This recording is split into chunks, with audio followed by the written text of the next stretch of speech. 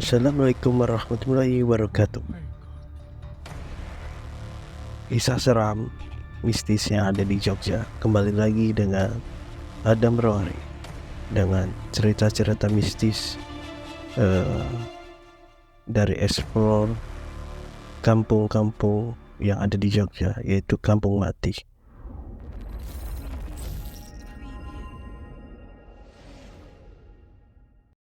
Kampung Mati di lereng Merapi yang ditinggalkan sejak erupsi tahun 2010.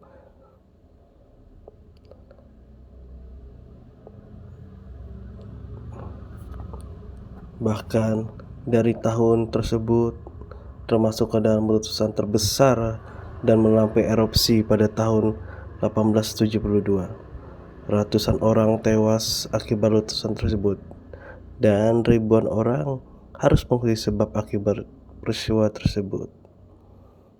Nah, kata juru kunci Merapi yaitu Mbah Merin juga ikut menjadi korban akibat keganasan letusan Merapi. Terdapat salah satu kampung yang berada di Cangkringan, Sleman, juga terkena akibat letusan tersebut. Pada daerah kampung tersebut sebanyak 353 korban jiwa meninggal dunia, termasuk juru kunci yaitu Mbah Marijan. Kampung ini berada pada 17 km dari puncak Merapi. Kampung tersebut kini menjadi kampung mati karena semenjak tahun 2010 tidak dihuni oleh warga. Dalam YouTuber, dalam kisahnya Bucin TV Explore, kampung tersebut tidak dihuni oleh manusia melainkan dihuni oleh makhluk dari alam lain. Pada kampung ini lebih dirasakan residual memori karena banyak masyarakat yang dahulu tinggal sejak kecil, menjalani kehidupan di sini hingga sampai meninggal. Pada kampung tersebut terdapat segerombolan jin yang menyerupai sosok warga yang sedang bertani dan lain sebagainya. Terdapat juga makhluk yang mengikuti sosok menyerupai Gundurwo.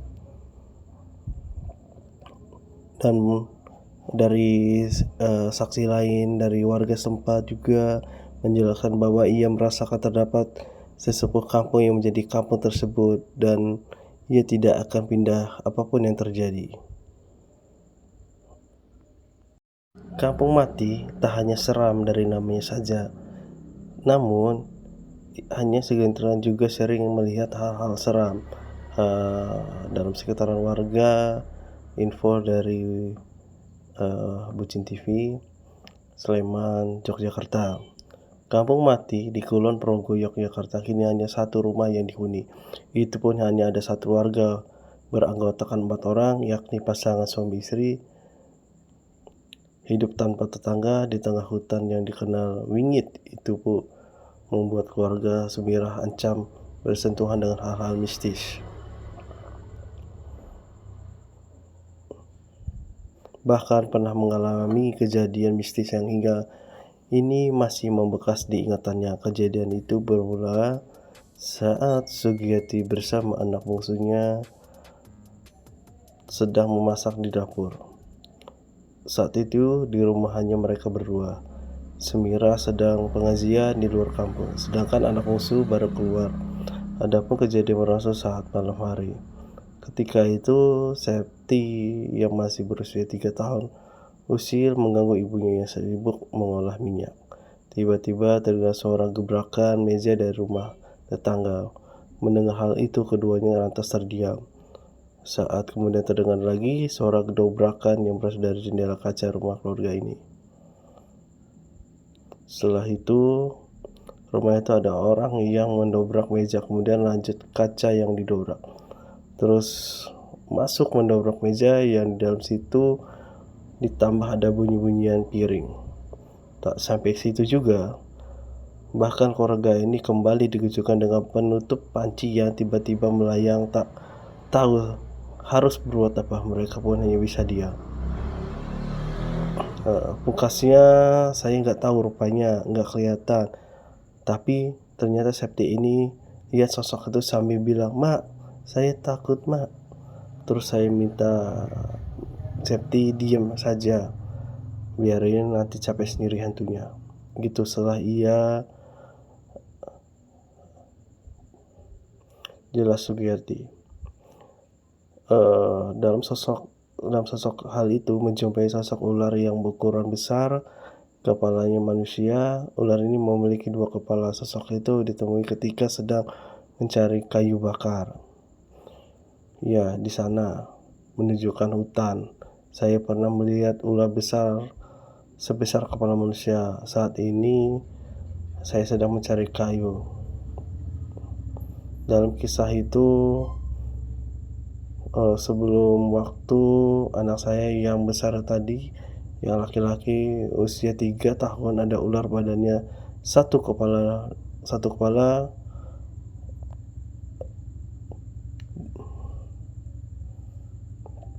Sosok lain pernah juga yang ditemui, yakni pria misterius yang muncul tiba-tiba di area perbukitan dekat rumahnya. Menurutnya, ini menggunakan singlet putih dan celana hitam, sembari membawa keranjang mata air dan celurit. Setelah itu saya langsung pulang. Nah, tiba-tiba ada potongan janur yang nancep di kepala saya. Langsung saya buang, ujarnya. Jadi memang banyak kalau di sini, banyak suara-suara dan juga banyak yang hal-hal mistis yang seperti ada kampung goib. Selain itu juga biar hantunya kalau cuekin secara nggak langsung mereka nggak mengganggu lagi. Dalam kisah yang dialami oleh warga setempat yang ditempati oleh kampung setempat, yaitu namanya Semiran.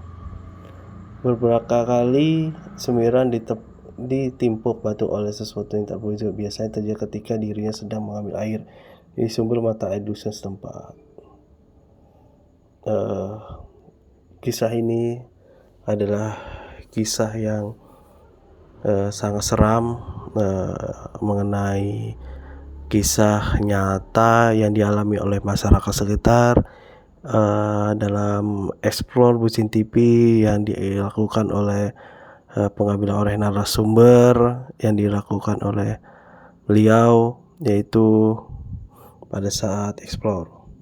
Kemudian Explore ini juga yaitu adalah memberikan edukasi atau informasi terhadap masyarakat sekitar mengenai adanya erupsi yang dilakukan pada tahun 2010, bahwa kampung itu memang benar-benar ada. Mungkin itu aja informasi yang lebih jelas dalam channel ini, yaitu channel Adam Luari.